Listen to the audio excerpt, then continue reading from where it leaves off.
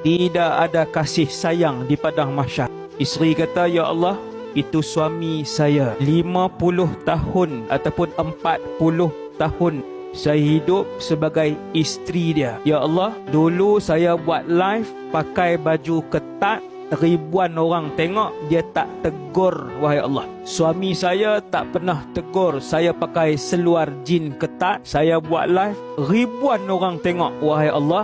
Saya nak tuntut hari ni. Ya Allah, dia suami saya, dia tak ajar agama kepada saya nak tuntut pada dia hari ni. Allah bagi tak? Bagi. Apa Allah buat? Ambil pahala suami tadi, letak ke isteri. Berapa tahun tak tegur, isteri duk buat live pakai ketat? 8 tahun. Ambil pahala suami, letak di akaun isteri. Itu baru live, belum lagi keluar rumah tak tutup aurat. Berapa tahun keluar rumah tak tutup aurat? 40 tahun.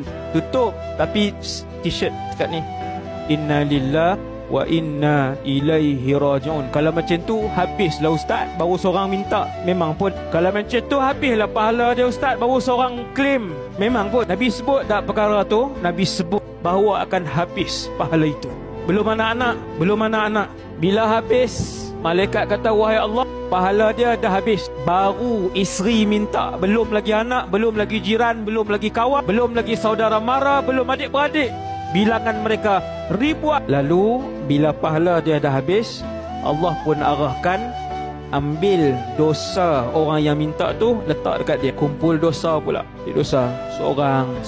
Kita tengok di belakang, 600 kawan kita sedang beratur. 600 kawan kita. Kawan pertama kata, ya Allah, dulu dia hutang RM5 tak bayar, ganti waktu tu. Ganti dengan pahala.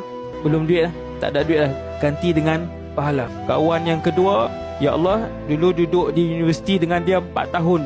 3 kali saya demam, dia tak pernah rawat. 3 kali saya duduk satu bilik dengan dia, saya demam, saya sakit, dia tak rawat dan bantu saya. Saya nak tuntut hari ni, ya Allah. Allah bagi. Bayang tengok berapa banyak yang dituntut ketika itu di mahsyar. Sebab tu kita hidup, jaga hak kita, jaga tanggungjawab kita. Tanggungjawab sebagai anak, tanggungjawab sebagai ayah, tanggungjawab sebagai suami, tanggungjawab sebagai isteri, tanggungjawab sebagai anak. Jaga untuk kita selamat pada kehidupan yang begitu menyusahkan, pada kehidupan yang begitu getir.